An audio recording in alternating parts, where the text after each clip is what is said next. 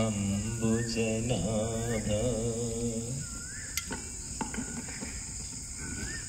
బంధులారా, శిక్షితులు, సాధకులు అనుకోకుండా ఈ కార్యక్రమానికి ఇచ్చేసినటువంటి మరి వేద ప్రచారకులు, యోగా శిక్షకులు, త్యాగి మురళీ బ్రహ్మచారి గారు, అందరికీ సాదర వందనాలు. ప్రపంచంలో విద్యకు అత్యధిక ప్రాధాన్యం ఇచ్చిన దేశం భారతదేశం. ఎందుకంటే విద్యయా అమృతం అశ్నుతే, విద్యతోటే అమృతత్వాన్ని పొందుతాం. మరి దేనితో కూడా పొందలేము. మహర్షులు మన పూర్వ వ్యవస్థ విద్య అంటే ఆత్మ విద్యకు చాలా ప్రాధాన్యం ఇచ్చేవారు. అందుకే మనుస్మృతిలో మనం చెప్తాడు, విత్తం బంధుర్ వయః కర్మ విద్యా భవతి పంచమి ఏతాని మాన్యస్థానాన్ని గరీయో యద్యద్ ఉత్తరం అంటాడు. అంటే మొట్టమొదలు సమాజంలో దేనికి విలువ ఇవ్వాలి అంటే విద్యావంతుడికి విలువ ఇవ్వాలని చెప్పారు. విద్యావంతుడు అంటే ఏదో పొట్టకూటి చదువుల విషయం కాదు. అప్పుడు ఉన్నారు, ఇప్పుడు ఉంటారు పొట్టకూటి చదువులు, మెటీరియలిస్టిక్ ఎడ్యుకేషన్ అంటాం, భౌతిక విద్య. కానీ సూక్ష్మమైన ఆత్మ విద్య గురించి తెలిసిన వాళ్ళు, దాన్ని సాధించిన వాళ్ళు, వాళ్లకు మొదటి ప్రాధాన్యం అన్నారు. తర్వాత రెండవ స్థానం ఏంటంటే కర్మను బట్టి. కర్మ అంటే చేసే పనులను బట్టి రెండవ విలువ. కర్మలు, రకరకాల కర్మలు ఉన్నాయి. మరి మానవ లోకం నడవాలంటే కర్మలు తప్పవు. కనుక కొందరు శారీరక కర్మలు, కొందరు కళాత్మకమైన కర్మలు, కొందరు ఇంకా సామాజిక కర్మలు చేస్తూ ఉంటారు. ఈ కర్మిష్ఠులకు రెండవ స్థానం అని చెప్పారు. తర్వాత మూడవ స్థానం ఎవరికి అంటే వయస్సును బట్టి వయోజనులకు అన్నారు. అంటే 70, 80, 90 వస్తే వాళ్లకు థర్డ్ క్లాస్ కేటగిరీ, మూడవ స్థానంలో వాళ్ళని పూజించవచ్చు వయసును బట్టి. ఎందుకంటే వయసును బట్టి అనుభవం వస్తుంది కాబట్టి. తర్వాత నాలుగవ స్థానము ఎవరికి? బంధువులను బట్టి అన్నారు. ఎవరికి బంధుగణము, మిత్రులు, బలగము అధికంగా ఉంటుందో వారికి నాలుగవ స్థానంలో పూజించవచ్చు, సన్మానించవచ్చు. ఇక చిట్ట చివరి స్థానం ఎవరికి చూడండి, విత్తం అని చెప్పారు. డబ్బు ఉన్న వాళ్ళను ఎక్కడ కూర్చోబెట్టాలంటే 5th 5వ స్థానంలో కూర్చోబెట్టారు. మొదలు విద్యావంతుడు, తర్వాత కర్మిష్ఠులు, తర్వాత మూడవది వయస్సును బట్టి, నాలుగవది బంధుకోటిని, బంధు బలగాన్ని బట్టి, 5వది ధనవంతులు అని చెప్పారు. ఈ శ్లోకమే ఉంది దానికి సాక్ష్యం. కాబట్టి ఇప్పుడు ధనవంతులు ఎక్కడుంటున్నారు? మొదటి స్థానం. విద్యావంతుడు ఎక్కడున్నాడు? చివరి స్థానంలో. నెట్టివేది. డబ్బు ఉన్నవాడి చుట్టూ అందరూ జమ అవుతారు. ఒక మాజీ ఎమ్మెల్యే, ఒక మాజీ సర్పంచ్ వచ్చాడంటే అందరూ వాడి చుట్టూ మొగుతారు. ఒక పండితుడు వచ్చాడు, ఒక తపస్వి వచ్చాడు, ఒక సాధువు వచ్చాడు, ఒక ధర్మ ప్రచారకుడు వచ్చాడంటే ఎవడు పడించుకోడు. ఇది ఈనాడు ఉన్న సమాజం. ఇది భ్రష్ట సమాజము, పడిపోయిన పతన దిశలో ఉన్న సమాజం. సరే, వాళ్ళు గౌరవించినా గౌరవించకపోయినా, పట్టించుకున్నా పట్టించుకోకపోయినా విద్యావంతుడు అవన్నీ మనసులోకి తీసుకోడు. ఆత్మ విద్య తెలిసిన వాళ్ళు మనసును చెడగొట్టుకోరు, ఎప్పుడూ ప్రసన్నంగా ఉంటారు. కాబట్టి విద్య, ఆత్మ విద్య అనేది సూక్ష్మము. కాబట్టి దాని గురించి తెలియడమే. అందుకే ఉపనిషత్తు ఏం చెబుతుంది మనకు? కఠోపనిషత్తు, శ్రవణాయాపి బహుభిర్యో న లభ్యః శృణ్వంతోపి బహవో యన్న విద్యుః ఆశ్చర్యోస్య వక్తా కుశలోస్య లబ్ధా ఆశ్చర్యో జాత కుశలానుశిష్ట అంటుంది. ఈ ఆత్మతత్వం గురించి చెప్పేవాళ్ళు శ్రవణాయ అపి బహుభిర్యో న లభ్య. విందామంటే కూడా అనేకులకు దొరకదు. అసలు ఇది మాట్లాడుకునే వాళ్ళు ఎవరు, చెప్పేవాళ్ళు ఎవరు, వినాలనుకుంటే కూడా ఎక్కడ దొరకదు. ఏ హోటల్కు పోండి, ఏ చౌరస్తాకు పోండి, నలుగురు కూడిన ఏ చోటైనా లౌకిక విషయాలు మాట్లాడుతూ ఉంటారు. ఆత్మతత్వం ఎవరికి కావాలి? అప్పట్లోనే మాట్లాడుకోలేదు, ఇప్పుడేం మాట్లాడతారు? సర్టెన్ స్పెషల్ ప్లేసెస్, ప్రత్యేక ప్రదేశాల్లోనే వీటి గురించి చర్చిస్తారు. శృణ్వంతోపి బాహో ఎన్న విద్యు, విన్నప్పటికీ కూడా వింటూ ఉంటారు. పాపం సత్సంగాలకు వెళ్తారు, భజనలకు వెళ్తారు, ఉపదేశాలకు వెళ్తారు, వింటూ ఉంటారు. కానీ తెలిసినట్టే అనిపిస్తుంది అని తెలియదట, విన్నప్పటికీ తెలియదు. ఆశ్చర్యోస్య వక్త, దీన్ని చెప్పేవాడు ఆశ్చర్యం. కుశలోస్య లబ్ధ, దీన్ని పొందినవాడు అత్యంత నేర్పరి. ఆశ్చర్యో జ్ఞాత, దీనిని తెలుసుకున్నవాడు ఆశ్చర్యకరం. కుశలానుశిష్ట, దీనిని అనుశాసనము పొందినవాడు కుశలుడు అని ఉపనిషత్తులు మనకు చెప్తూ ఉన్నాయి.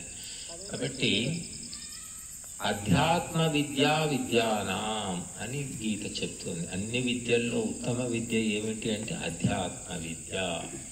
బ్రాహ్మణుడికి క్షత్రియుడు మొక్కుతాడు, క్షత్రియుడికి బ్రాహ్మణుడు మొక్కడు.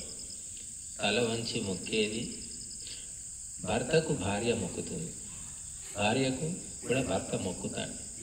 ఎప్పుడంటే మనసులో మొక్కుకుంటాడు. ఎందుకంటే ఆమె తపస్సు త్యాగము అనేవి, అందుకోసం మనకేం చెప్పారు, బ్రహ్మశక్తిని ఎదుర్కోవాలి అంటే, సరి సమానం కావాలంటే భార్య కంటే భర్త రెండింతల వయసు ఉండాలని చెప్పారు. ఎందుకంటే ఆమెతో తులతూగాలి, మానసికంగా ఎదుర్కోవాలి అంటే సమానం బ్యాలెన్స్ కావాలి అంటే స్త్రీకి 16 ఏళ్ళు ఉంటే పురుషుడికి 32 ఏళ్ళు అని చెప్పారు. కనుక ఆ బ్రహ్మశక్తిని ఎదుర్కోవడము, సరి సమానం కావడం సామాన్య విషయం కాదు. అందుకే సార్వభౌమ చక్రవర్తి కూడా మరి గురువు కానీ బ్రాహ్మణుడు కానీ పురోహితుడు వస్తే లేచి నిలబడి స్వాగతం చెప్తాడు. మరి రాజు అందరినీ శాసిస్తున్నాడు, రాజు అంటే అందరూ భయపడతారు. బ్రాహ్మణుడికి ఏముంది, గోచిపాత తప్ప ఏమీ లేదు, కానీ భయపడుతున్నాడు, లేచి నిలబడుతున్నాడు. ఇది మన యొక్క పరంపర. అంటే జ్ఞానానికి, విద్యకు, తపస్సుకు, స్వాధ్యాయానికి మనం విలువిస్తామన్నమాట. అటువంటి దేశం. ఈనాడు కేవలము భౌతిక విద్యలే ప్రధానమైపోయాయి. దానివల్ల సమాజంలో విలువలు, సమానతలు పోయాయి. చాలా భయంకరమైనటువంటి వాతావరణం ఏర్పడింది. కాబట్టి ఇదంతా స్వయంకృతం. అందుకోసమే యజ్ఞము అనేది కేంద్రంగా తీసుకొని మనము సమాజ ఉద్ధరణము, ఆత్మోద్ధరణము, పారివారిక ఉద్ధరణము, అన్ని రకాల ఉద్ధరణలు మనం చేయాలి. ఇది యజ్ఞము ఒక కల్పవృక్షము, కామధేనువు, అక్షయ పాత్ర. పాండవుల దగ్గర అక్షయ పాత్ర ఉండేది. ఎంతమంది వచ్చినా వాళ్ళకు వండి పెట్టేవాళ్ళని అందరికీ విని ఉన్నారు. అక్షయ పాత్ర ఏమిటంటే అగ్నిహోత్రమే. కల్పవృక్షము అగ్నిహోత్రమే. కామధేనువు వశిష్ఠుడి దగ్గర ఉండేదట. ఎంతమంది వచ్చినా భోజనం పెట్టేవారు. ఏమిటంటే అగ్నిహోత్రం. కనుక అగ్నిహోత్రం ఆరిపోయింది. ఎప్పుడు ఆరిపోయిందో మన జీవితాలు కూడా తెల్లారిపోయాయి. కాబట్టి మనము చేతనైనంత మేరకు ధర్మానికి మూల స్రోతస్ అయినటువంటి ఈ అగ్నిహోత్రాన్ని చెయ్యాలి, చేయించాలి, స్వాధ్యాయం చెయ్యాలి. స్వాధ్యాయం వల్ల చాలా విచిత్రమైనటువంటి పరిణామాలను మనము గమనిస్తాం. మీకు చెప్పాను ఇంతకుముందు, మన క్షేమ్ కరణ్ దాస్ త్రివేది అనే వ్యక్తి పోస్ట్ మాస్టర్గా రిటైర్ అయ్యాక ఇంట్లో ఊరికే ఉండడం ఎందుకని ఇలాగ చదువుతూ సంస్కృతం కూడా అలాగ పుస్తకాలు చదివి నేర్చుకొని అథర్వవేద భాష్యాన్ని రచించారు. ఇంకా ఏమేమో రాసి ఉంటాడు, నాకు తెలిసింది అదొకటి. అథర్వవేద భాష్యం ఇప్పుడు కూడా దొరుకుతుంది మనకి హిందీలో, సంస్కృతం. కాబట్టి అటువంటి శక్తి ఎలా వచ్చింది అంటే స్వాధ్యాయం వల్ల వచ్చింది. మనకు స్వాధ్యాయంలో అన్ని విషయాలు తెలుగులో, హిందీలో, సంస్కృతంలో అన్ని భాషల్లో ఉన్నాయి. ఉత్తమ గ్రంథాలు చదవాలి అంటే దీక్ష తీసుకోవాలి. సమయం దొరికితే పుస్తకం పట్టుకుని కూర్చోవాలి. క్రమక్రమంగా ఈ మైండ్ అనేది యాక్టివేట్ అవుతుంది, బుద్ధి అనేది చైతన్యవంతం అవుతుంది. మబ్బు పట్టిన సూర్యుల్లాగా ఉంటుంది బుద్ధి. ఆ మబ్బులు తొలగిపోతే ప్రకాశిస్తుంది. ఈరోజు కొంతమంది పాటలు పాడారు. మొదట్లో వచ్చిన దానికంటే బాగా పాడుతున్నారు. నేను వింటున్నా, ఒక లోపల వచ్చి పాటలు ఏదో అష్టకం అని పాడారు అని బాగానే పాడుతున్నారు. ఇంక ఇలాగే ప్రాక్టీస్ చేస్తూ ఉంటే మార్పు అనేది వస్తుంది. కనుక మనం ఎప్పుడూ కూడా స్వాధ్యాయ ప్రవచనాభ్యాం న ప్రమదితవ్యం. 5వ తరగతి చదివిన వాడు 1వ తరగతి చదివిన వాడికి గురువు, 10వ తరగతి చదివిన వాడు 5వ తరగతి చదివిన వాడికి గురువు, ఇంటర్ చదివిన వాడు 10th క్లాస్ వాడికి గురువు, డిగ్రీ చదివిన వాడు ఇంటర్మీడియట్ వాడికి గురువు. అలాగా మనకంటే అసలు ఏమీ తెలియని వాళ్ళకు మనం గురువులమే అందరూ కూడా. కనుక ఏమీ తెలియని వాళ్ళు, ఓనమాలు తెలియని వాళ్ళు ఆధ్యాత్మికతలో బోలెడు లక్షలు కోట్ల మంది ప్రపంచమంతలో ఉన్నారు. మన దేశంలో కూడా ఏం తక్కువ ఏం లేదు, బోలెడు ఉన్నారు. కాబట్టి గాయత్రి మంత్రము, మృత్యుంజయ మంత్రము, విశ్వానిదేవ మంత్రం, ఈ 3 మంత్రాలు చాలా అసలు ఒక సామాన్యుడు జీవితాన్ని సంపన్నం చేసుకోవాలన్నా, ధరించాలన్నా 3 చాలు. 3టిని స్పష్టంగా పలుకగలిగి అర్థం తెలుసుకొని వాటికి అనుగుణంగా తను నడవడిక కలిగి ఉంటే ఆ వ్యక్తి జీవితం ధరించినట్లే, బాగుపడ్డట్లే. బట్టి ఒక చిన్న పని, ఈ చిన్న పని మనం చేయగలిగిన మనం ఎంతో గొప్ప ధర్మకార్యం సాధించినట్లు. బట్టి ఏమీ రాదంటే ఓనమాలు అందరికీ వస్తాయి. ఓనమాలు వచ్చినవాడు రానివాడికి గురువు, గుణితాలు వచ్చినవాడు అవి రానివాడికి గురువు. ఆ రకంగా ఉంటుంది గురుత్వం అనేది. కాబట్టి మనం ఎప్పుడూ కూడా తక్కువ ఆత్మ న్యూనత ఉండకూడదు. అలాగే అతి ఆత్మవిశ్వాసం అంటే అహంకారం అంటాం, అహంకారము ఉండకూడదు. సుపీరియారిటీ కాంప్లెక్స్ అంటారు ఇంగ్లీష్. ఆత్మన్యూనత అంటే ఇన్ఫీరియారిటీ కాంప్లెక్స్. 2 డేంజరే. ఒకటి ఏమిటి? ఆధిక్య భావం, నేనే, నాకు తెలుసు, నాకెవ్వరు చెప్పకూడదు అనేటటువంటి భావం. మరొకటి ఏమిటి? నాకేం తెలీదు, నాకు వేస్ట్, నా గొంతు బాగుండదు, నా ముఖం బాగుండదు, అది ఇలాంటి భావాలు. ఈ 2 కూడా మనిషిని ముందుకు పోనీయలేవు. కాబట్టి సమత్వం యోగ ఉచ్యతే, సమత్వమే యోగం అని చెప్పారు. కాబట్టి మనం ఆధిక్యతను ప్రదర్శించకూడదు, మరి దిగజారిపోయి ఆత్మ న్యూనతతో కూడా ఉండకూడదు. కనుక ఈ 2టికి మధ్య బ్యాలెన్స్, సంయమనాన్ని పాటించుకుంటే బాగుంటుంది. మనకంటే జ్ఞానుల దగ్గర ఒదిగి ఉండడము, మనకంటే తక్కువ జ్ఞానం ఉన్న వాళ్లకు నచ్చ చెప్పడం, తెలియచెప్పడం. కనుక ఇది స్వాధ్యాయం వల్ల సాధ్యమవుతుంది. అందుకే మనం పొద్దున చెప్పుకున్నాం, స్నాతక ఉత్సవంలో చెప్పే సందేశం ఏమిటి? స్వాధ్యాయ ప్రవచనాభ్యాం న ప్రమదితవ్యం అని చెప్తాడు. స్వాధ్యాయం, ప్రవచనం, self reading and lecturing, teaching, రెండు పట్టాలు. ఒక పట్టాతో నడవదు బండి. కాబట్టి 2 పట్టాలు ఉండాల్సిందే. తల్లి తింటేనే బిడ్డకు పాలు అందుతాయి. తల్లి తినకుంటే ఎక్కడి నుంచి వస్తుంది? గురువు కూడా చదివి తపస్సు చేస్తేనే తెలుస్తుంది. మనం చదవకుండా పుస్తకం అంటేనే వైముఖ్యం, వ్యతిరేకత ఉంటే ఏం చదువుతాం? ప్రభాకర్ గారు చాలా చదువుతూ ఉంటారు. మరి ఇప్పుడు ఆయనకు అవకాశం దొరికింది, కొంచెం ఇలాగ చెబుతూ ఉండడం. ఎక్కువసేపు చెప్పకండి. కొత్తలో పాటలు 4 పాడండి, పర్వాలేదు. చెప్పడం రాదనుకోండి, ఓ 3 నిమిషాలు చెప్పండి, మెల్లిగా 5 నిమిషాలు, 10 నిమిషాలు, అలా మెల్లిగా పెంచుకుంటూ పోండి. స్వాధ్యాయం చేస్తూ ఉండండి. పాయింట్స్ మనము బుక్కులో రాసుకోవాలి.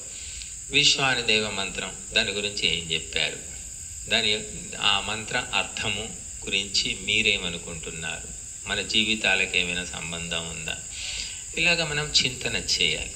అలాగే ప్రతి ఒక్క మంత్రము కానీ, శ్లోకము కానీ, పద్యము కానీ, సూత్రము కానీ, భావన కానీ ఆలోచిస్తూ ఉంటే దాంట్లో భగవంతుడే మనకు దారి చూపిస్తాడు, అర్థాన్ని తెలియజేస్తాడనమాట. ఎక్కడో ఉన్న కొలంబస్సు, ఎక్కడో ఉన్న వాస్కోడిగామ, ఎక్కడో ఉన్న ఇంకెవడో దేశాలు వెతుక్కుంటూ బయలుదేరే. మరి అప్పట్లో ఎన్ని రకాల ఆటంకాలు, సంకటాలు, ఇబ్బందులు, తుఫానులు, బీభత్సాలు, వర్షాలు.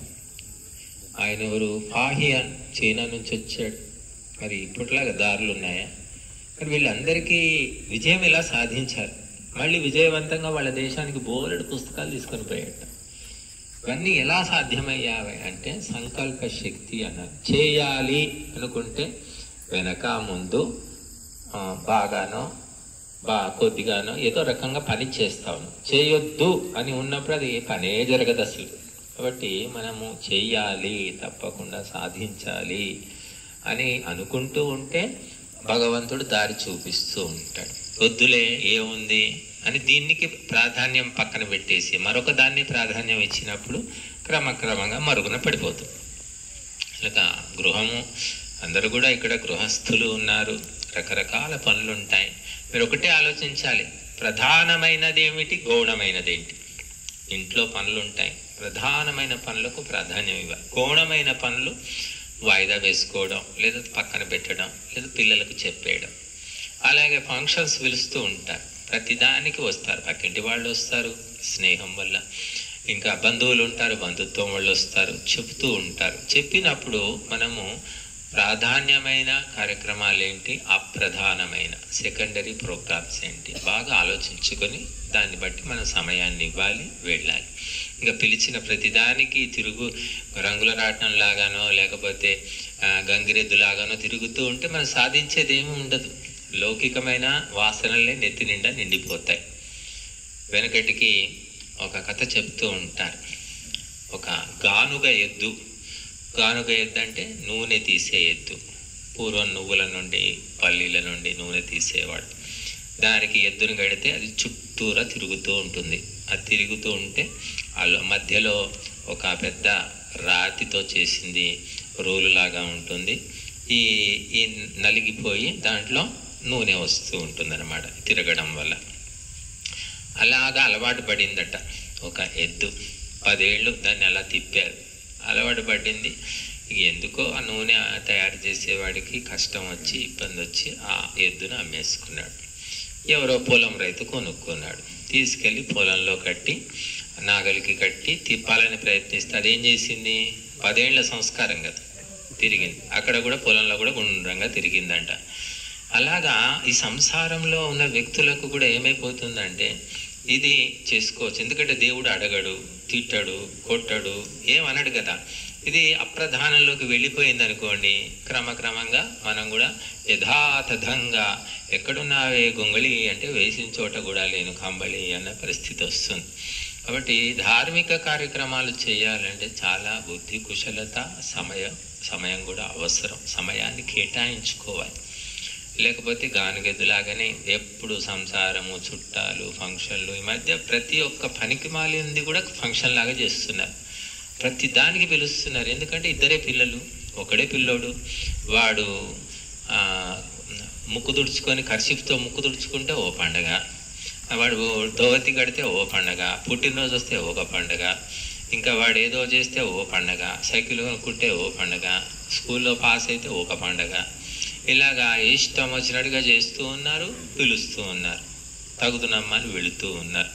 నేను ఒకసారి మా శిష్యుడు ఒక అతను, వాళ్ళ భక్తులు ఎవరో ఇది ఏమంటారు సీమంతం ఫంక్షన్ అది ఎక్కడ, హోటల్లో, బ్యాంకెట్ హాల్లో. నేను ఎందుకో వేరే చోటికి వెళుతూ ఉంటే అతను నాతో పాటు ఇక్కడ మాకు తెలిసిన వాళ్ళ ఫంక్షన్ ఉంది, ఒకసారి వెళదాం స్వామిజీ అని తీసుకెళ్ళారు. ఏముంది సీమంతం ఫంక్షను, బెలూన్లు కట్టారు, రంగురంగుల కాగితాలు కట్టారు, అదేమో కోతి మొహాలు, ఎలుగుబంటి మొహాలు వేసుకొని వచ్చారు, గంతులు వేస్తున్నారు. అంతా అది సీమంతం ఫంక్షనా ఇంకేదైనా ఫంక్షనా అనిపించింది నాకు. ఇంకా రకరకాల వంటలు, వార్పులు, పండ్లు, కాయలు, దుంపలు ఏమేమో నింపి పెట్టారు. కనుక అసలైన సంస్కారం పోయింది, ఆడంబరం మాత్రమే మిగిలింది. కాబట్టి అలాగే జరుగుతూ ఉన్నాయి ఇవన్నీ కూడా. దాంతో చేసిన వ్యక్తికి మానసిక పరిణామము, శాంతి ఉండదు, వచ్చిన వాళ్ళకు ఏమీ ఉండదు, ఆడంబరం, అట్టహాసం, ఆర్భాటం. అంటే ఇలా రకంగా హిందూ సమాజం అంతా కూడా బుద్ధిహీనులు అయిపోతూ ఉన్నారు. బుద్ధిహీనులకు ఏమిటంటే బుద్ధిమంతులు నచ్చరు, బుద్ధిహీనులే నచ్చుతారు. అంటే అలాగా క్రమక్రమంగా శాస్త్రము బుద్ధిమంతులకు సంబంధించింది, బుద్ధిహీనులకు సంబంధించింది కాదు. కాబట్టి శాస్త్రం అంటే వాడు వ్యతిరేకిస్తారు, చదవరు. ఇలా ఉందండి శాస్త్రంలో అంటే ఏం శాస్త్రాలు అండి ఇప్పుడు పనికిరావు, కలియుగం అండి అంటాడు వాడు. కలియుగం అంటే ఏంటి అసలు? శాస్త్రాలు ఏం చెప్తున్నాయి? ఐతరేయ బ్రాహ్మణం, ఆరణ్యకం ఏం చెబుతుంది? కలిహి శయానో భవతి.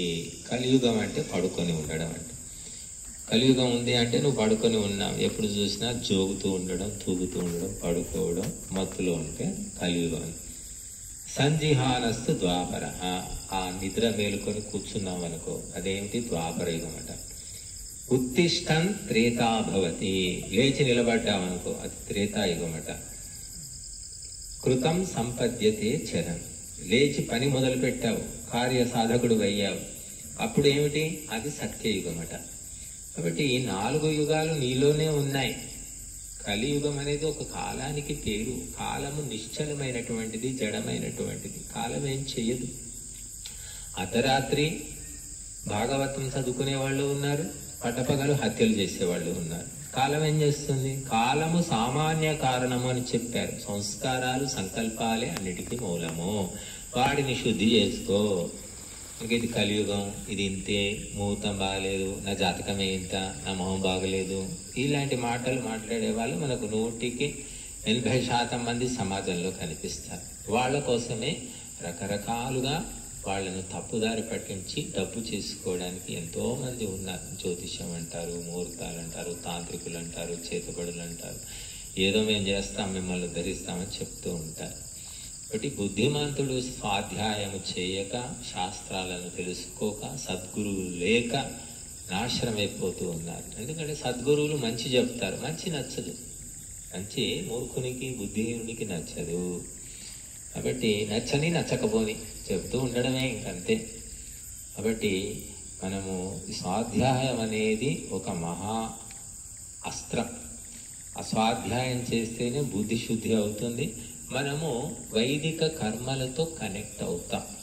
అంటే ఎట్టి పరిస్థితుల్లో మీరు చదవలేకపోతే కనీసం వినండి, ఆడియో వినండి, ఆడియో పెట్టుకొని వినండి. ఉపన్యాసాలు ఉంటాయి, ప్రవచనాలు ఉంటాయి, ఏదైనా పెట్టుకొని వింటూ పని చేసుకోవచ్చు. కనుక 1కి 10 సార్లు, 10కి 20 సార్లు వింటే ఆటోమేటిక్గా వస్తుంది, ఎవరికైనా వస్తుంది. రేడియోలో విని నేర్చుకోలేదా మనం? ఎన్ని నేర్చుకున్నాం? బోల్డ్ నేర్చుకున్నాం. ఆ రేడియో మోగుతూ ఉండేది, పని చేసుకుంటూనే అందరూ నేర్చుకున్నాం. అలాగే ఇప్పుడైనా కూడా శ్రద్ధాసక్తులు ఇది నేర్చుకోవాలి అనుకుంటే మనం ఫోన్ పెట్టుకుంటాం, అది మోగుతూ ఉంటుంది, శ్లోకం వస్తుంటుంది, మంత్రం వస్తుంటుంది, వ్యాఖ్యానం వస్తుంటుంది, మనం పని చేసుకుంటాం, వింటూ ఉంటాం, చేసి నేర్చుకోవచ్చు. కనుక స్వాధ్యాయం చేయండి. ఇంతటితో అయిపోలేదు, అసలు కథ ఇప్పుడే మొదలవుతుంది అన్నమాట. ఇది వాతావరణం అనుకూలంగా ఉంది, ప్రశాంతంగా ఉంది, సాత్వికంగా ఉంది. ఆహారం సాత్వికము, వాతావరణం సాత్వికము. చెడగొట్టే వాళ్ళు, మన కార్యక్రమానికి విరుద్ధమైన వ్యక్తులు ఎవరూ లేరు. కాబట్టి సజావుగా జరిగిపోతుంది ఇక్కడ.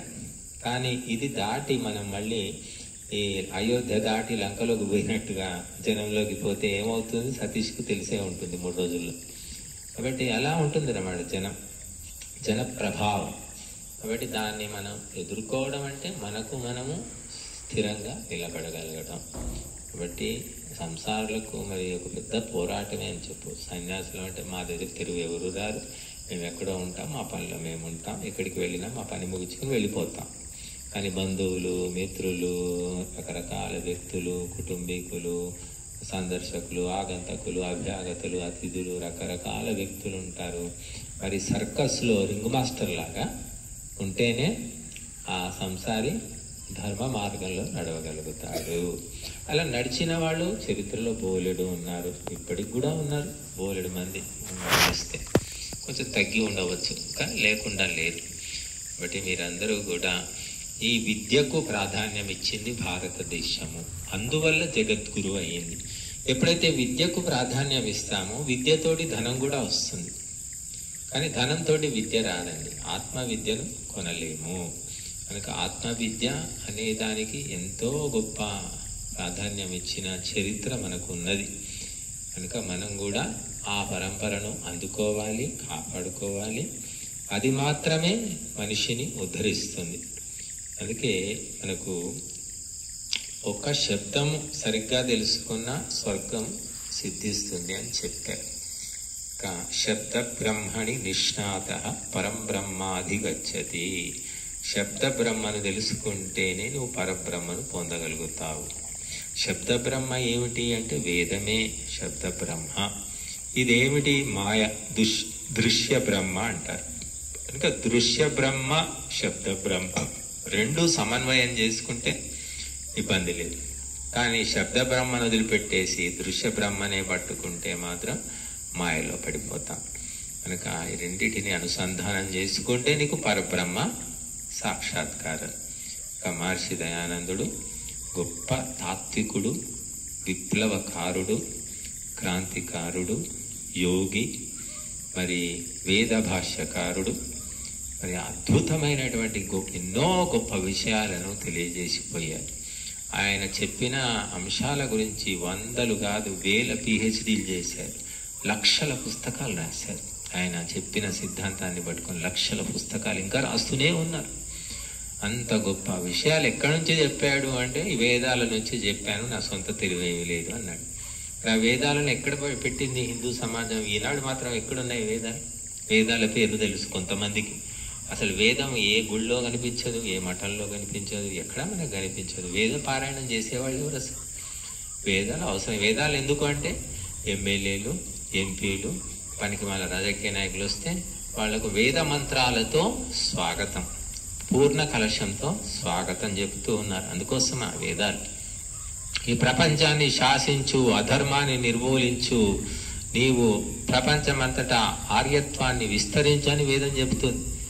అది పక్కన పెట్టేసి నా పుట్ట నిండితే చాలు, నాకు ఉద్యోగం ఇస్తారండి, దయచేసి నేను బతకాలండి, దయచేసి నాకు ఏదైనా దారి చూపించండి అని పొట్ట చేత పట్టుకొని భారతీయులు దేశాన్ని తిరుగుతున్నారు, అడుక్కుంటున్నారు ఉద్యోగులుగా. ఉద్యోగులు అంటే ఇంకేముంది, బానిసలే. బానిస బతుకులు బతకడానికి ఎగవాకుతున్నారు. నువ్వు ఈ ప్రపంచాన్ని శాసించి ధర్మ మార్గంలోకి తీసుకురా అని వేదం చెబుతూ ఉంటే మరి బతకడానికి కేవలం పొట్టకూటికే. పశువులు, పక్షులు, జంతువులు, మృగాలు అన్ని పొట్ట కోసం బతుకుతున్నాయి. మనిషి దానికోసం బతికితే వాటికి మనిషికి తేడా ఏం లేదు. నాహారం చింతయేత్ ప్రాచ్య ధర్మమేకం హి చింతయేత్ ఆహారో హి మనుష్యాణం జన్మనా సహజాయతే. ఆహారం ప్రతి ప్రాణికి భగవంతుడు ముందే ఏర్పాటు చేసి పెడతాట. తిండి కోసం బుద్ధిమంతులు ఎవరు ఆలోచించరట.